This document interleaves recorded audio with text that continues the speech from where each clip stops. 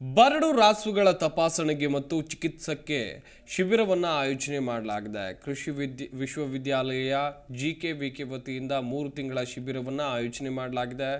ರೈತರಿಗೆ ತಲೆನೋವಾಗಿದೆ, ಬರಡು ರಾಸುಗಳ ಚಿಕಿತ್ಸೆ. ವಿಶೇಷ ಶಿಬಿರದಲ್ಲಿ ಜಿಕೆವಿಕೆಯ ವಿದ್ಯಾರ್ಥಿಗಳು ಭಾಗಿಯಾಗ್ತಾರೆ. ದೇವನಹಳ್ಳಿ ಕೃಷಿ ಇಲಾಖೆ, ಪಶುಸಂಗೋಪನೆ ಇಲಾಖೆ ವತಿಯಿಂದ ಈ ಶಿಬಿರವನ್ನು ಆಯೋಜನೆ ಮಾಡಲಾಗಿರುವಂಥದ್ದು.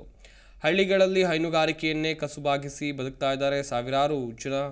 ಗ್ರಾಮಗಳಲ್ಲಿ ಸಾವಿರಾರು ಜನರ ಉದ್ಯೋಗವೇ ಅಂತ ಹೇಳಿದ್ರೆ ಹೈನುಗಾರಿಕೆಯನ್ನೇ ನೆಚ್ಚಿಕೊಂಡು ಬದುಕನ್ನು ಸಾಗಿಸ್ತಾ ಇದ್ದಾರೆ. ಹೈನುಗಾರಿಕೆ ದೊಡ್ಡ ತಲೆನೋವಾಗಿಯೂ ಪರಿಣಮಿಸಿರುವಂಥದ್ದು ಸದ್ಯ ಬರಡು ಹಸುಗಳು, ಬಂಜೆ ಹಸುಗಳಂತ ಕರಿತೀವಿ. ಎಷ್ಟೇ ಕಾಳಜಿ ಚಿಕಿತ್ಸೆ ಕೊಡಿಸಿದ್ರು ಫಲ ಕೊಡದ ಬರಡು ಹಸುಗಳು, ಇವುಗಳನ್ನು ಏನು ಮಾಡೋದು ಅಂತೇಳಿ ಒಂದಷ್ಟು ಜನರು ಚಿಂತೆಯಲ್ಲಿರ್ತಾರೆ. ಹಸುಗಳು ಹಾಲು ನೀಡದಿದ್ದರೆ ಆ ಹಸುಗಳನ್ನು ಪೋಷಣೆ ಮಾಡೋದು ಕೂಡ ರೈತರಿಗೆ ಕಷ್ಟ ಆಗುತ್ತೆ. ಸಾಲ ಸೋಲ ಮಾಡಿರ್ತಾರೆ. ಹೀಗಾಗಿ ಆ ಹಸುಗಳನ್ನು ಕೂಡ ರೈತರು ನೋಡ್ಕೊಳ್ಬೇಕಾಗತ್ತೆ.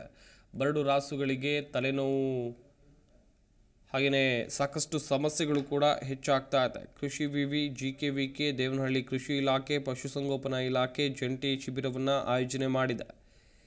ವಿವಿಧ ಇಲಾಖೆಗಳ ಬರಡು ರಾಸುಗಳ ಚಿಕಿತ್ಸೆ ಶಿಬಿರಕ್ಕೆ ದೇವನಹಳ್ಳಿಯ ಗ್ರಾಮ ಪಂಚಾಯತ್ ಕೂಡ ಸಾಥ್ ನೀಡಿದೆ.